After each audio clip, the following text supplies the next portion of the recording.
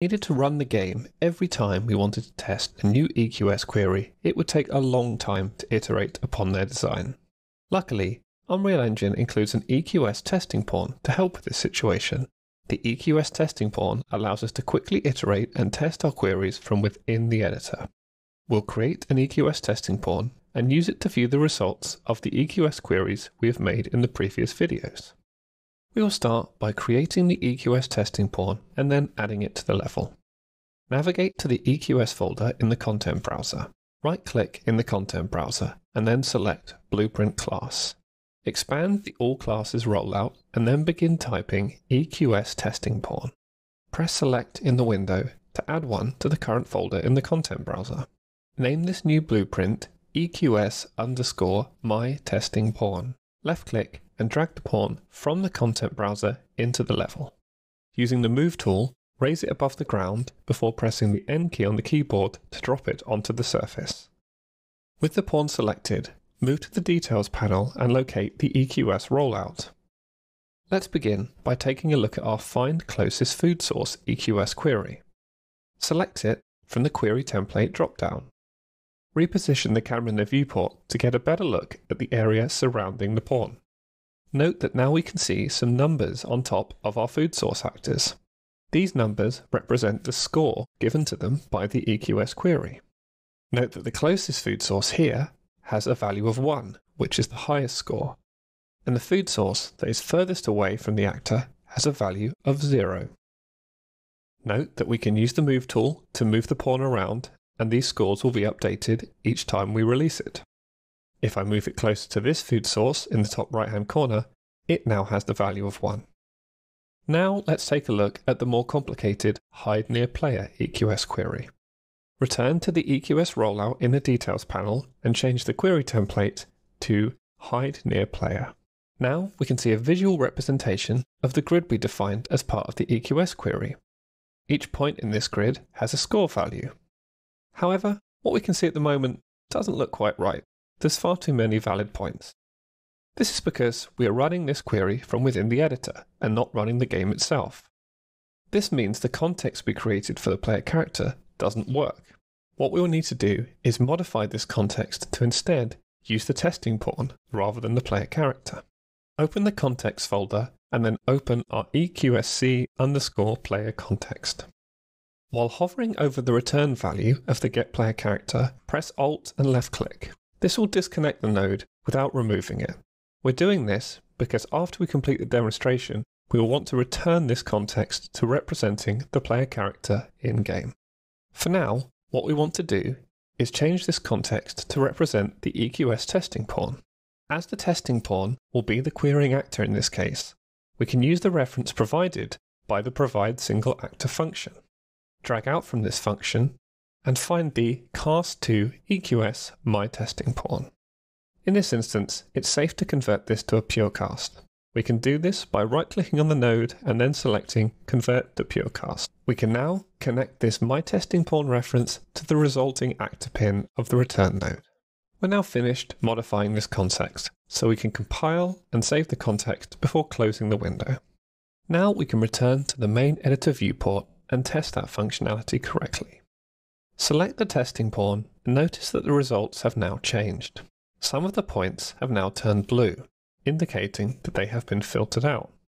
The text written on them that says trace lets us know that the trace test is responsible for filtering them.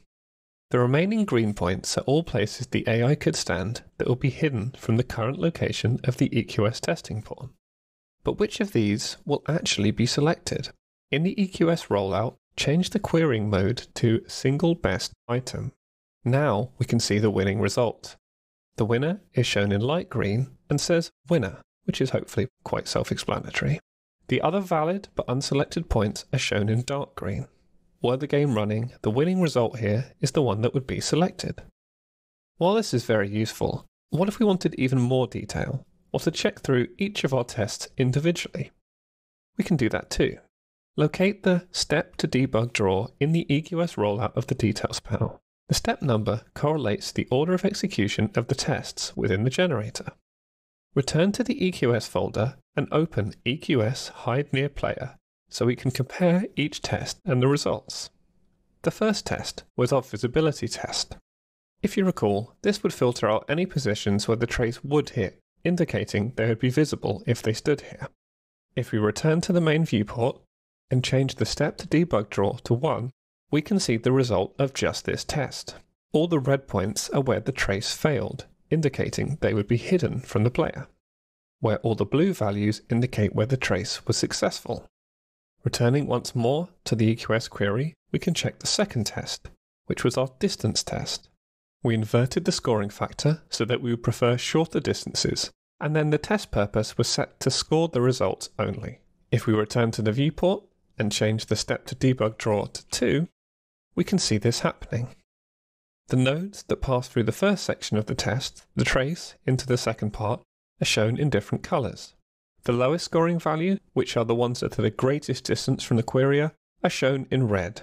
Those points with the shortest distance, being closest to the querier, are shown in the colour towards green.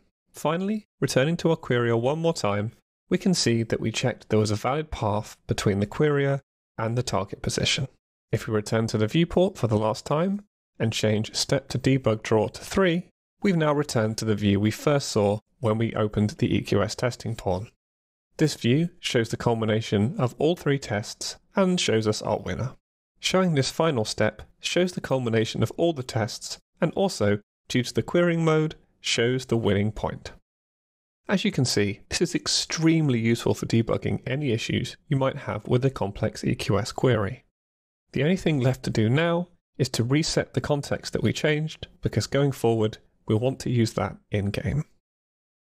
The last thing we need to do is to reset the context that we altered. We'll do this so that we can continue normal testing within the game. Reopen the context folder from the content browser, and then open EQSC_player. Left-click on the cast to EQS_myTestingPawn node and press the delete key on the keyboard to delete it. Reposition the getPlayerCharacter function and reconnect the return value to the resulting actor of the return node. Compile and then save the context before closing the window. In this video, we added an EQS testing pawn to our project. We then placed the pawn into the level and configured it to display the results of the EQS queries that we created in the earlier videos. We altered an existing context asset to specify the testing pawn itself, so that results relying upon the player character, which does not exist in the editor, gave representative results. We then took a look at all the information the pawn can display, including positions that were scored and positions that were filtered. We also took a step-by-step look at the hide near player query that we created. We finished by taking a look at examples of both of our created EQS queries running on the EQS testing pawn.